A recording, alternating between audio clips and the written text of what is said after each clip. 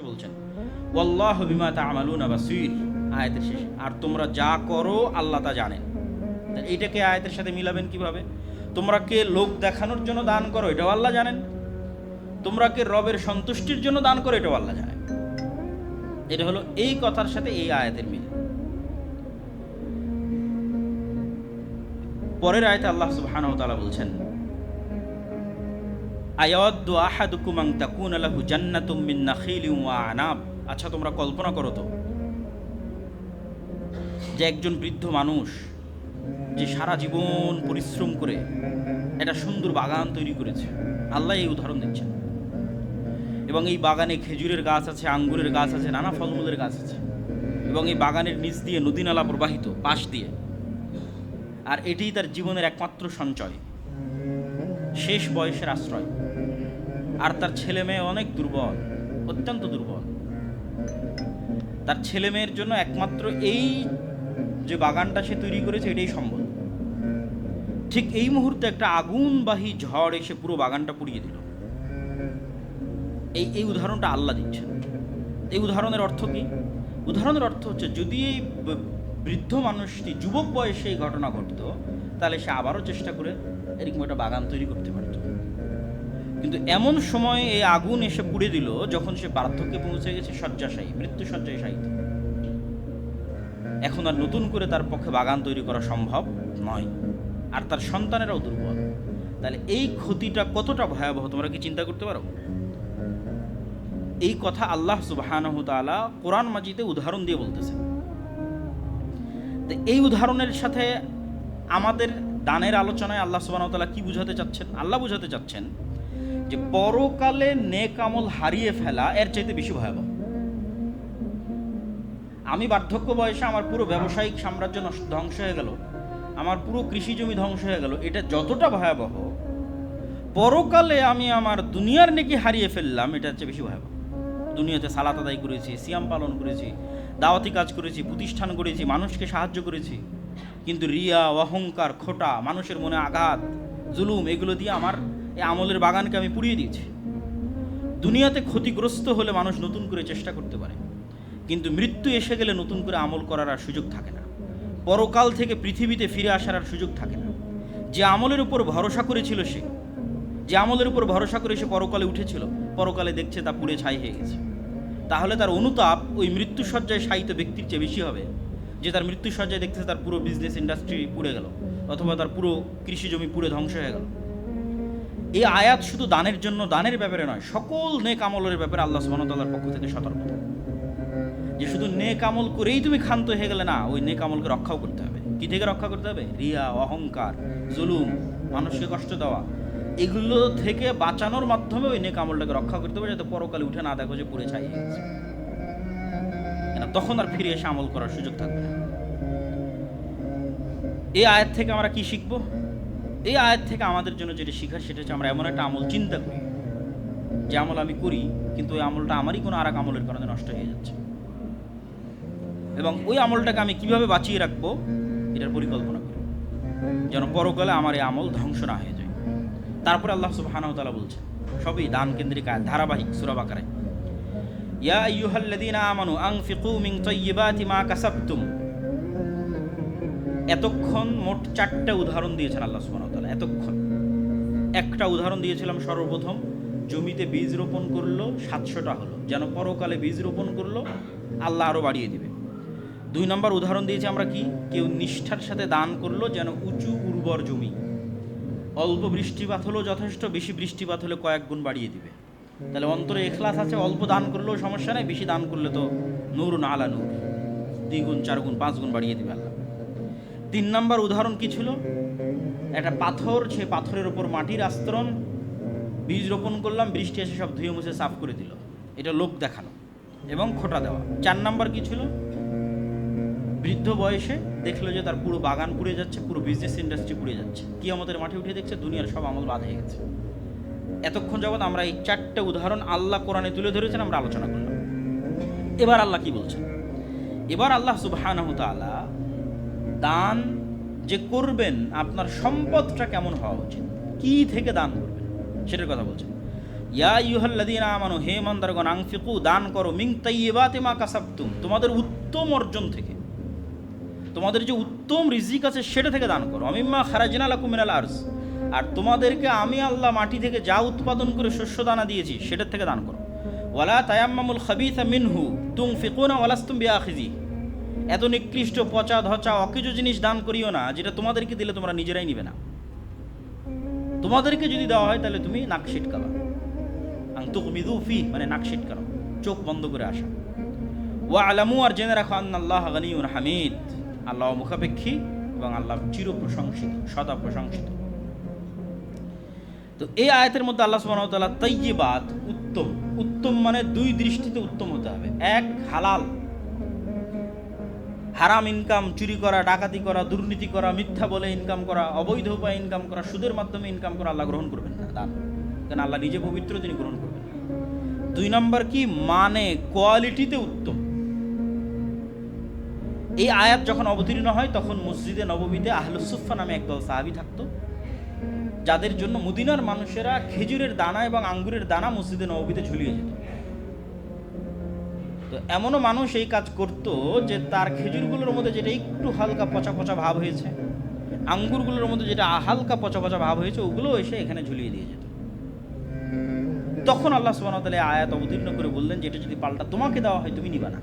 তাহলে দান মানে তোমার ডাস্টবিন নয়, দান মানে তোমার অপ্রয়োজনীয় জিনিস ফেলে দেওয়ার জায়গা নয়, তোমার অপ্রয়োজনীয় কাপড় চোপড় বা ইত্যাদি ফেলে দেওয়ার জায়গা না। দান মানে তোমার সর্বোত্তমটা দিতে হবে, মিন তাইয়্যিবাতি মা কাসাবতুম, হালাল এবং তোমার প্রিয় উত্তমটা দিতে হবে। আর ওয়া আলামু আন্নাল্লাহ গানিয়ুন হামিদ, আর জানো আল্লাহ মুখাপেক্ষী কি, যে তোমার দানের প্রয়োজন নাই, তোমাকে আল্লাহ, তোমার দানের প্রয়োজন নাই যে তোমাকে এই ধরনের দান করতে হবে। আল্লাহ মুখাপেক্ষী, তোমার দান ছাড়াই উনি দাওয়াতি কাজও চালিয়ে নেবে, মসজিদ মাদ্রাসাও চালিয়ে নেবে, জিহাদও চালিয়ে নেবে, সবই চালিয়ে নেবে, গরিব মিসকিনও খাওয়ার ব্যবস্থা করে দেবে। অর্থাৎ দান করলে ভালোটা করো। আর হামিদ, আল্লাহ সুবহানাহু ওয়া তাআলা সদা প্রশংসিত। তাহলে এই আয়াত থেকে কি শিখবেন? এই আয়াত থেকে আমরা শিখব যে আমি এমন একটা কিছু দান করার চেষ্টা করি যেটা আমার কাছে প্রিয়, এরকম একটা খুঁজে বের করি এবং আমার প্রিয় জিনিস দান করি। এবার দানটা কোথায় করব সেটা আল্লাহ সুবহানাহু ওয়া তাআলা কোরআন মাজিদে বলতেছেন। ইয়াসআলুনাকা মাযা ইউনফিকুন, তারা আপনাকে জিজ্ঞেস করে কি দান করব। এটার ব্যাখ্যায় মুফাসসিরিনে কিরাম লিখেছেন কতটুকু পরিমাণে দান করব। তখন আল্লাহ বললেন পরিমাণের দরকার নাই, তোমরা তোমাদের সাধ্য অনুযায়ী দান করো, কিন্তু কোথায় দান করবে এটা মনে রাখতে হবে। কোথায় দান করবে? ফালিল ওয়ালিদাইন, এক নম্বর বাপ মায়ের পিছনে ব্যয় করো।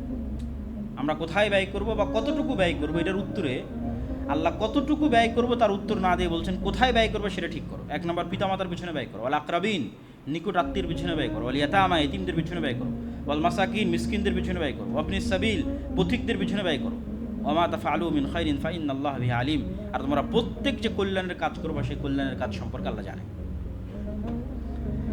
এর এক দুই আয়াত পরে আল্লাহ সুবহানাহু ওয়া তাআলা এবার স্পষ্ট করছেন কতটুকু দান করবা। ইয়াসআলুনাকা মাযা ইউনফিকুন, আবারও জিজ্ঞেস করলো যে কি দান করবে, মানে কতটুকু। আল্লাহ বললেন কুলিল আফওয়া, প্রয়োজনের বাইরে যা আছে সেটা দান করে দাও। তোমার দৈনন্দিন প্রয়োজন, মাসিক প্রয়োজন, ফ্যামিলি, সন্তান সন্ততি, এই প্রয়োজনের বাইরে যা আছে সেটা আল্লাহর রাস্তায় ব্যয় করো।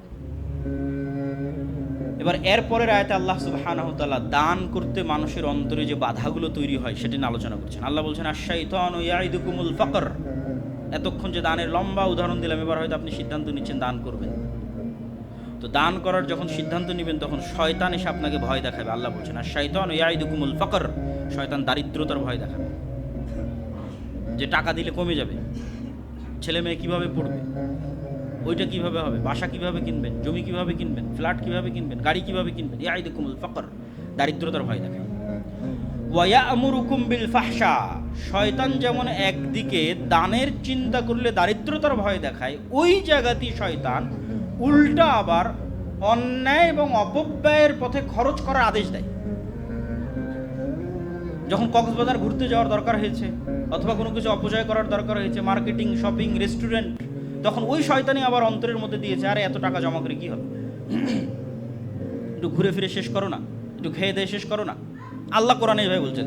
শয়তানের দুটো বিপরীত চরিত্র আল্লাহ তুলে ধরেছেন। আর শাইতানু ইয়াইদুকুমুল ফাকর, যখন দান করতে যাবা তখন সারা দুনিয়ার সব কাজ স্মরণ করাই দেবে, তোমার ছেলে মেয়ের এটা আছে, মেয়ের বিবাহ আছে, ফ্ল্যাট কিনা আছে, গাড়ি কিনা আছে, উমুক তুমুক, অতএব দান করিও না, দারিদ্রতার ভয়। এবার যখন অপচয়ে রেস্টুরেন্ট, ঘোরাফেরা, আড্ডা, সেটাতে যখন খরচ করতে হবে তখন আরও উৎসাহ দেয়, ওয়া'মুরুকুম বিল ফাহশা। যখন অন্যায়ের পথে খরচ করতে যাবে তখন শয়তান তোমাকে উৎসাহ দেবে যে দুনিয়াটা অল্প দিনের খাই দিয়ে শেষ করো, খরচ করে তো জমা করে কি করবে, আনন্দ করো। এবার আল্লাহ বলছেন আমি কি করি, ওয়াল্লাহু ইয়াইদুকুম মাগফিরাতাম মিনহু ওয়া ফাদলা, আর আমি আল্লাহ তোমাদেরকে দুটো ওয়াদা দিই। শয়তান তোমাদের একটা ভয় দেখায় আর একটা আদেশ দেয়, আমি আল্লাহ দুটো ওয়াদা দিই। আমি ওয়াদাবদ্ধ মাগফিরা, শয়তান তোমাদেরকে যতই গুনাহ করাক আমি ওয়াদা দিচ্ছি ক্ষমা করে দেবো, আসো ফিরে আসো। ইয়াইদুকুম মাগফিরা, আল্লাহ তোমাদেরকে ক্ষমার ওয়াদা দিচ্ছেন। ওয়া ফাদলা, আর আমি তোমাদেরকে ওয়াদা দিচ্ছি দান করো, আমি বাড়িয়ে দেব। শয়তান ভয় দেখাচ্ছে দারিদ্রতার, আমি তোমাদেরকে আশ্বাস দিচ্ছি, আশ্বস্ত করছি যে আমি বাড়িয়ে দেব, এবং আমি তোমাদেরকে আশ্বস্ত করছি শয়তান তোমাদের গুনাহ করাচ্ছে, আমি ক্ষমা করে দেব। ওয়াল্লাহু ওয়াসিউন আলিম, আর আল্লাহ সুবহানাহু ওয়া তাআলা প্রশস্ত। ওই আগের 4-5 আয়াত পূর্বে আল্লাহ বলেছিলেন যে আল্লাহ প্রশস্ত, মানে আল্লাহ অনেক ধনী। যেটা একটা হাদিসে এসেছে যে সারা পৃথিবীর সব মানুষ এক জায়গায় একত্রিত হয়ে যদি তাদের সকল চাওয়া আল্লাহর কাছে চায়, আর আল্লাহ যদি সব একবারে দিয়ে দেয়, একদম আদম থেকে কিয়ামত পর্যন্ত সকল মানুষ জিন সবার চাওয়া যদি আল্লাহ একবারে পূরণ করে দেয়, তাহলে সমুদ্র থেকে সুই ডুবিয়ে উঠালে যতটুকু সমুদ্রের পানিতে কমতি হবে, আল্লাহর ধন ভাণ্ডারে অতটুকু কমতি হবে না। এটাই হলো ওয়াসে, আমি প্রশস্ত, আমার কাছে কমতি নেই, অতএব আমার কাছে প্রতিদান চাও। আর আল্লাহ সুবহানাহু ওয়া তাআলা ওয়াদা দিলে তিনি লঙ্ঘন করেন না। তাহলে এই আয়াত থেকে শিক্ষা কি লেখেন, চিন্তা করেন যে কি অর্থ আপনি অপ্রয়োজনে ব্যয় করতেছেন, আবার ঠিক ওই অর্থটা আপনি দান করতে গেলে ভয় পাচ্ছেন। অপ্রয়োজনের ব্যয় কমান, আল্লাহ রাস্তায় দান করেন। তারপর আল্লাহ সুবহানাহু ওয়া তাআলা বলছেন ইউতিল হিকমাতা মান ইয়াশা ওয়া মান ইউতাল হিকমাতা ফাকাদ উতিয়া খায়রান কাসীরা। এটা মোটামুটি আলোচনার আল্লাহ শেষের দিকে চলে এসেছে। এটার একটা আলামত হচ্ছে এই ধরনের কথা। আল্লাহ বলছেন যে এই যে দানের উপর এত লম্বা আলোচনা, কোথায় দান করতে হবে, কতটুকু দান করতে হবে, পবিত্র জিনিস থেকে দান করতে হবে, দান করে খোটা দেওয়া যাবে না, দান করে মানুষকে কষ্ট দেওয়া যাবে না, আল্লাহর সন্তুষ্টির জন্য দান করতে হবে, শয়তান তোমাদের ভয় দেখাতে পারে, আল্লাহর আশায় আশ্বস্ত থাকো, এত চিন্তা করার ক্ষমতা কার আছে? ইউতিল হিকমাতা মান ইয়াশা, আল্লাহ যাকে হিকমত দেয় সে এই জিনিসগুলো বুঝতে পারবে। ওয়া মান ইউতাল হিকমাতা ফাকাদ উতিয়া খায়রান কাসীরা, আর যাকে আল্লাহ হিকমত দিয়েছে তাকে আল্লাহ অসংখ্য কল্যাণ দিয়েছে। ওয়া মা ইয়াযাক্কারু ইল্লা উলুল আলবাব, আর এরকম হিকমত ছাড়া, প্রজ্ঞা ছাড়া, জ্ঞান ছাড়া আল্লাহর আয়াত থেকে কতজনই বা শিক্ষা নিতে পারে? আল্লাহর আয়াত থেকে তারাই শিক্ষা নিতে পারে যাদের এত কিছু চিন্তা করার, গবেষণা করার, বুঝার ক্ষমতা আল্লাহ সুবহানাহু ওয়া তাআলা তাদেরকে দিয়েছে। ওয়া মা আনফাকতুম মিন নাফাকাতিন আও নাযারতুম মিন নাযারিন ফাইন্নাল্লাহা ইয়ালামু ওয়া মা লিয-যালিমিনা মিন আনসার।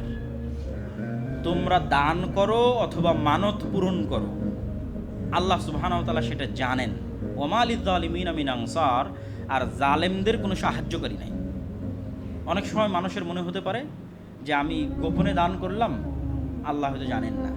আল্লাহ বলতেছেন তুমি গোপনে করো, মানত মানো, প্রকাশ্যে করো, সদা সর্বদা আল্লাহ জানেন যে তুমি কি দান করছো। আর জালেমদের সাহায্যকারী নাই। কিসের জুলুম? দান না করেও জুলুম হতে পারে, দান করেও জুলুম হতে পারে, দানের নামেও জুলুম হতে পারে। দান না করে জুলুম কি? ওই যে অর্থ আটকে রাখলো, কৃপণতা, জুলুম।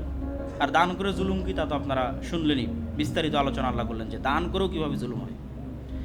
তারপরে আয়াতে আল্লাহ সুবহানাহু ওয়া তাআলা বলছেন ইন তুবদুস সাদাকাত ফানি'ম্মা হিয়া, তোমরা যদি প্রকাশ্যে দান করতে চাও খুব ভালো কথা, কোনো সমস্যা নেই।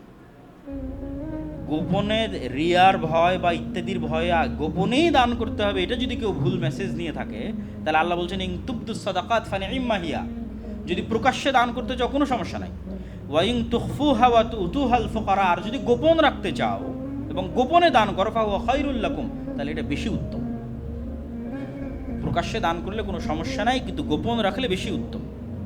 ওয়া ইউকাফির আনকুম মিন সাইয়্যাতিকুম, তোমাদের দানের মাধ্যমে আল্লাহ সুবহানাহু ওয়া তাআলা তোমাদের গুনাহকে মিটিয়ে দিবেন। ওয়াল্লাহু বিমা তা'মালুনা খাবীর, আর তোমরা যাই করো না কেন সে সম্পর্কে আল্লাহ সুবহানাহু ওয়া তাআলা খুবই অবগত। প্রকাশ্যে দান করলে কি নিয়তে দান করতেছো, রিয়া না সত্যি আল্লাহর সন্তুষ্টি, সেটাও আল্লাহ জানেন। আর যদি গোপনে দান করতেছো সেটাও আল্লাহ সুবহানাহু ওয়া তাআলা জানেন। তারপরে রাতে আল্লাহ সুবহানাহু ওয়া তাআলা বলছেন লাইসা আলাইকা হুদাহুম ওয়ালাকিন্নাল্লাহ ইয়াহদি মান ইয়াশা ওয়া মা তুনফিকু মিন খাইরিন ফালিআনফুসিকুম ওয়া মা তুনফিকুনা ইল্লা ইবতিগাআ ওয়াজহিল্লাহ ওয়া মা তুনফিকু মিন খাইরিন ইউওয়াফা ইলাইকুম ওয়া আনতুম লা তুযলামুন। এত লম্বা দানের নির্দেশনা আসার পর কিছু কিছু সাহাবী দান করতে উদ্বুদ্ধ হলেন, কিন্তু নিজের অমুসলিম কাফের মুশরিক আত্মীয় স্বজনকে দান করলেন না বা করতে চাচ্ছেন না। অথচ অমুসলিম কাফের মুশরিক আত্মীয় দানের হকদার, মানে অসহায় গরিব। কেন করতে চাচ্ছেন না? করব যদি ইসলাম গ্রহণ করে এই মানসিকতা থেকে। এবার আল্লাহ সুবহানাহু ওয়া তাআলা বলছেন, লাইসা আলাইকা হুদাহুম, হেদায়েতের দায়িত্ব তো আমি তোমাদেরকে দেইনি, ওয়ালাকিন্নাল্লাহ ইয়াহদি মান ইয়াশা, হেদায়েত তোমাদের দায়িত্ব দাওয়াত দেওয়া, হেদায়েত দেওয়ার দায়িত্ব আল্লাহর। আল্লাহ যাকে ইচ্ছা তাকে হেদায়েত দেবেন। ওমা তুনফিকু মিন খাইরিন ফালিআনফুসিকুম, তোমরা যা দান করবা এটা তোমাদের জন্যই। ওমা তুনফিকুনা ইল্লা ইবতিগা ওয়াজহিল্লাহ, দানের সাথে অন্য কিছু যুক্ত করিও না, শুধু আল্লাহর সন্তুষ্টি। শর্তও দিও না যে কেউ যদি মুসলিম থেকে অমুসলিম থেকে মুসলিম হয় তবে দান করবো, এরকম শর্ত দিও না। কেউ যদি আমার অনুগত থাকে, কেউ যদি আমার পক্ষে কথা বলে, আমাকে তাদের অনুষ্ঠানে ডাকে, মানে এরকম কোনো দুনিয়াবি চাওয়াকে শর্তযুক্ত করিও না দানের সাথে। ওমা তুনফিকু মিন খাইরিন ওয়াফা ইলাইকুম, আর তোমরা যা দান করবা তার পুরোটাই আল্লাহ সুবহানাহু ওয়া তাআলা কিয়ামতের মাঠে তোমাদের পূরণ করে দিবেন। ওয়া আনতুম লা তুজলামুন, আর তোমরা মাজলুম মানে বঞ্চিত হবে না। দান করেছো, কিয়ামতের মাঠে তার পাল্টা প্রতিদান পাবে না, বঞ্চিত হয়ে যাবে এটা নয়, যদি এই শর্তগুলো তোমরা পূরণ করো। তাহলে এই আয়াত থেকে আল্লাহ সুবহানাহু ওয়া তাআলা মানবিক যে সহায়তাগুলো আমরা করে থাকি, সেটা যদি অমুসলিমও হয়, মানবিক দৃষ্টিকোণ থেকে কোনো ক্ষুধার্ত, বিপদগ্রস্ত, অ্যাক্সিডেন্ট, তাহলে মানবিক দৃষ্টিকোণ থেকে যে দানগুলো হয়, এই দানগুলোর ক্ষেত্রে অন্য কিছুকে যুক্ত করা যাবে না। সহি আকিদার কিনা, বেদাতি কিনা, মুসলিম কিনা, অমুসলিম কিনা, মানবিক দৃষ্টিকোণ থেকে যে দানগুলো হবে, এই দানগুলো নিঃস্বার্থভাবে হতে হবে। তাহলে কাউকে দান করার সময় এই আশা রাখা যে সে আপনার দলের, আপনার মতের, আপনার প্রতিষ্ঠানের, আপনার দাওয়ার, এগুলোর প্রতি বাধ্য থাকবে, কানেক্টেড থাকবে, এই আশাবাদ দিতে হবে। এই আশা বাদ দিয়ে আল্লাহ সুবহানাহু ওয়া তাআলা দান করতে বলছেন। আল্লাহ বলছেন হেদায়েতের দায়িত্ব তোমার নয়, হেদায়েতের দায়িত্ব আল্লাহর। এবার আল্লাহ সুবহানাহু ওয়া তাআলা দানের ক্ষেত্রে এমন একটা বিষয়ের দিকে দৃষ্টি আকর্ষণ করতেছেন যেটা খুবই জরুরি। কেননা আমাদের কাছে দান মানে শুধু ছেঁড়া কাপড়, কান্না, আবেদনপত্র, দরজায় দাঁড়িয়ে থাকা, বারবার ফোন আসা, এগুলো দিয়ে আমরা দানকে মেপে দেখি। কিন্তু কোরআন শেখাচ্ছে প্রকৃত অভাবী অনেক সময় নীরব থাকে, চেহারায় ক্লান্তি থাকে কিন্তু মুখে হাসি থাকে, মনে সংকোচ, কথায় বাকপটু নয়, চোখে লজ্জায় স্পষ্ট। এইসব মানুষকে বুঝতে সেনসিটিভ অনুভূতি শক্তি দরকার। আল্লাহ বলছেন লিল ফুকারা ইল্লাযীনা উহসিরু, ওই সমস্ত গরিবদের কথা চিন্তা করো, ওই সমস্ত ফকির মিসকিনদের কথা চিন্তা করো। আল্লাযীনা উহসিরু ফি সাবিলিল্লাহ, যারা আল্লাহর রাস্তায় জিহাদ করে, আল্লাহর রাস্তায় দাওয়াত দেয়, পুরো সময়টা আল্লাহর রাস্তার জন্য ব্যয় করে দিয়েছে। লা ইয়াস্তাতিউনা দারবান ফিল আরজ, আলাদা কোনো রুজিরুটি করার মতো সময় বা ব্যবস্থাপনা সে করতে পারেনি, সক্ষম হয়নি। ইয়াহসাবুহুমুল জাহিলু আগনিয়া, তোমাদের মতো অজ্ঞ মানুষরা মনে করে যে সে তো খুব ভালোই আছে। কেন মনে করে ভালো আছে? মিনাত তাআফফুফ, তার মধ্যে যে আত্মমর্যাদা আছে, লজ্জা আছে, সংকোচ আছে, এই কারণে তুমি মনে করো সে তো খুব ভালো আছে। অথচ তাকে চিনবা কি দিয়ে? আল্লাহ বলতেছেন তার সবচেয়ে বড় আলামত লা ইয়াসআলুনা নাসা ইলহাফা, এরা মানুষের কাছে চাইবে না, এটাই এদের সবচেয়ে বড় আলামত। এটা দিয়েই তোমাকে চিনতে হবে যে আমার আশেপাশে যারা চাচ্ছে, আর বাইরেও আমার একটা দানের সার্কেল লাগবে। যে চাচ্ছে না তাদের কথা আল্লাহ সুবহানাহু ওয়া তাআলা স্মরণ করে দিচ্ছে। কে সে? যার অন্তরে লজ্জা, সংকোচ, মুখে হাসি কিন্তু ভিতরে অনেক কষ্ট। এই না চাওয়া গ্রুপ তোমাকে খুঁজে বের করতে হবে। ওমা তুনফিকু মিন খাইরিন ফাইন্নাল্লাহা বিহি আলিম, আর তোমরা প্রত্যেক যা কল্যাণকর আল্লাহর রাস্তায় দান করবা, আল্লাহ সুবহানাহু ওয়া তাআলা এগুলো খুব ভালোভাবে জানেন এবং তোমাদের প্রতিদান আল্লাহ সুবহানাহু ওয়া তাআলা দিবেন। তো দান করার ক্ষেত্রে এই আদেশ আল্লাহ সুবহানাহু ওয়া তাআলা কেন দিলেন? রাসূল সাল্লাল্লাহু আলাইহি সাল্লামের যুগে আহলুস সুফফা, আবু হুরায়রা রাদিয়াল্লাহু তাআলার মতো সাহাবীরা 2-3 দিন না খেয়ে থাকার পরেও চাওয়ার সাহস করেননি লজ্জা ভেঙে। বিস্তারিত লম্বা হাদিস আছে যে উনি 2-3 দিন না ক্ষুধার্ত অবস্থায় ছিলেন কিন্তু চাইতে পারেননি। তো এরকম অসংখ্য মানুষ আমাদের আশেপাশে আছে, তাদেরকে আল্লাহ সুবহানাহু ওয়া তাআলা বিশেষভাবে খুঁজে দান করার জন্য বলতেছেন। তাহলে এই আয়াত থেকে শিক্ষা কি? যে আপনার দানের একটা সার্কেল আলাদা করতে হবে, যে সার্কেল আসলে আপনার কাছে চায় না, তাকে খুঁজে বের করতে হবে। তারপর আল্লাহ সুবহানাহু ওয়া তাআলা বলছেন আল্লাযীনা ইউনফিকুনা আমওয়ালাহুম বিল-লাইলি ওয়ান-নাহারি সিররান ওয়া আলানিয়াতান ফালাহুম আজরুহুম ইনদা রাব্বিহিম ওয়া লা খাউফুন আলাইহিম ওয়া লা হুম ইয়াহজানুন। দান কি শুধু নির্দিষ্ট মৌসুমে হবে, যেমন রমাজানে, অথবা বড় কোনো প্রাকৃতিক দুর্যোগ, যেমন আমাদের দেশে অনেক সময় বন্যা হলে, কোনো দুর্ঘটনা ঘটলে মানুষ ঢালাও দান করে। যখন সবাই দান করবে তখনই কি শুধু অন্যের দেখা দেখি দান করব? দান কি শুধু তখন করব যখন মানুষ বিপদে পড়বে, অসুস্থ হবে, সাহায্য চাইতে আসবে? সাধারণত মানুষকে দেখা যায় এরকম নির্দিষ্ট কোনো কিছুর সাথে সম্পৃক্ত করে দান করে থাকে, অথচ আল্লাহ এই শেষ আয়াত, দান কেন্দ্রিক শেষ আয়াতে দানকে সম্পূর্ণ স্বতন্ত্র ও সদা সর্বদা চলমান একটি ইবাদত হিসেবে পরিণত করার জন্য বলতেছেন। দান কেন্দ্রিক শেষ আয়াতে আল্লাহ সুবহানাহু ওয়া তাআলা বলতেছেন, যারা কোনো ইভেন্ট, অনুষ্ঠান, ঘোষণা, ফেসবুক প্রচারণা, ডাক, আহ্বান ছাড়াই সদা সর্বদা রাতে দিনে 24 ঘন্টায় দান করে। আল্লাযীনা ইউনফিকুনা, দান করে তাদের ধন সম্পদ, বিল্লাইলি ওয়ান নাহার, রাত দিন। কোনো অনুষ্ঠান নাই, কোনো আহ্বান নাই, কোনো ইভেন্ট নাই, কোনো প্রচারণা নাই, দান একটা স্বতন্ত্র সদা সর্বদা চলমান ইবাদত। বিল্লাইলি ওয়ান নাহার, 24 ঘন্টা দান করে। সিররা ওয়া আলানিয়াতান, গোপনে প্রকাশ্যে। এদের মাথায় এই ইন্টেনশন নাই যে আমি গোপনে করব না প্রকাশ্যে করব। কি ইন্টেনশন? দিতে হবে। যখন প্রকাশ্যে দেওয়ার দরকার তখন প্রকাশ্যে দেয়, যখন গোপনে দেওয়া দরকার সেখানে গোপনে দেয়। যেখানে একজন ব্যক্তি যার আত্মসম্মান বজায় রাখতে হবে তাকে গোপনে দিচ্ছে, যেখানে অন্য মানুষকে উৎসাহ দেওয়ার দরকার সেখানে প্রকাশ্যে দিচ্ছে। তাহলে তার ইন্টেনশনে এগুলো থাকে না, যেহেতু সে দানকে একটা সদা সর্বদা চলমান স্বতন্ত্র ইবাদত বানিয়ে নিয়েছে এবং রাত দিন 24 ঘন্টা দান করে, সুতরাং গোপন আর প্রকাশ্য বলে তার কাছে কিছু নেই। পরিবেশ পরিস্থিতি অনুযায়ী যখন যেটা হয় তখন সে সেটা করে। ফালাহুম আজরুহুম ইনদা রাব্বিহিম ওয়ালা খাউফুন আলাইহিম ওয়ালা হুম ইয়াহজানুন, তাহলে তাদের প্রতিদান তাদের প্রতিপালকের কাছে সংরক্ষিত আছে। ওয়ালা খাউফুন আলাইহিম ওয়ালা হুম ইয়াহজানুন, আর তাদের ভবিষ্যৎ নিয়ে কোনো চিন্তা করার দরকার নাই, ভয় পাওয়ার দরকার নাই। ওয়ালা হুম ইয়াহজানুন, আর অতীতে যে দান করেছে এটার উপর কোনো আফসোস এবং দুশ্চিন্তারও প্রয়োজন হবে না, কেন তাদের দায়িত্ব আল্লাহ সুবহানাহু ওয়া তাআলার উপর। তাহলে এখান থেকে আমরা কি শিখব? এখান থেকে আমরা শিখব যে আমাদের দানকে সদা সর্বদা চলমান একটা স্বতন্ত্র ইবাদতে পরিণত করতে হবে, যেটা দৈনন্দিন চলবে, প্রতি মাসে চলবে, প্রতিদিন চলবে, প্রতি সপ্তাহে চলবে, শুধু সাময়িক নির্দিষ্ট কোনো ইভেন্ট কেন্দ্রিক নয়। তাহলে এই যে ধারাবাহিক আমরা প্রায় 15টা বা 16টা আয়াত আল্লাহ সুবহানাহু ওয়া তাআলা একটার পর একটা সূরা বাকারার 260 থেকে নিয়ে 275 পর্যন্ত দান কেন্দ্রিক আয়াতগুলোর যে সারমর্ম এবং সামারি ফুটে উঠলো, তাতে আমার মনে হয় না যে দান কেন্দ্রিক কোনো বিধিবিধান আল্লাহ সুবহানাহু ওয়া তাআলা এই আয়াতগুলোতে বাদ দিয়েছেন। কোথায় দান করতে হবে, কাকে দান করতে হবে, কি পরিমাণ দান করতে হবে, কোন নিয়তে দান করতে হবে, কেমন সম্পদ দান করতে হবে, দান করার পর সম্পদটা যেন নষ্ট না হয়, দান করলে কি কি প্রতিদান পাওয়া যাবে, লোক দেখানো দানের উদাহরণ কেমন, খোটা দেওয়া এবং কষ্ট দেওয়া দানের উদাহরণ কেমন, সব আল্লাহ সুবহানাহু ওয়া তাআলা এখানে স্পষ্ট করে তুলে ধরেছেন এই সবগুলো আয়াত থেকে। যদিও এরপরে আল্লাহ সুদের আলোচনা শুরু করতেছে 275 আয়াত থেকে, কেননা দানের সবচেয়ে বিপরীত বিষয়টাই হচ্ছে সুদ, সবচেয়ে বিপরীত বিষয়টা।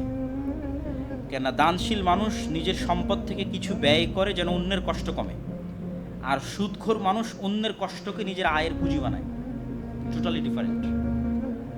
এই জন্য এবার এরপরে সুদের বিষয়ে আল্লাহ ভয়ঙ্কর যে কথাবার্তাগুলো আছে সেগুলো বলা শুরু করবে 275 থেকে 76, 77 কয়েক আয়াত যাবত। তো আমরা আমাদের আজকের এই দান কেন্দ্রিক সূরা বাকারার যতগুলো আয়াত আজকে আমরা আপনাদের সামনে তেলাওয়াত করলাম এবং যেগুলোর ব্যাখ্যা এবং বিশ্লেষণ করলাম, সেগুলো থেকে আল্লাহ সুবহানাহু ওয়া তাআলা আমাদেরকে শিক্ষা নেওয়ার, ভূমিকা নেওয়ার এবং প্রত্যেকটা আয়াতের সাথে একটা করে সিদ্ধান্ত আমরা জানিয়েছি, এই সিদ্ধান্তগুলো বাস্তবায়ন করার। কোথাও জানিয়েছি একটা দান আপনার গোপন হতে হবে, কোথাও জানিয়েছি আপনি যদি খোটা দিয়ে থাকেন চিন্তা করেন আর খোটা দিবেন না, কোথাও বলেছি যে আপনি স্বতন্ত্র সদা সর্বদা চলমান দান করবেন, কোথাও বলেছি যে আপনার প্রিয়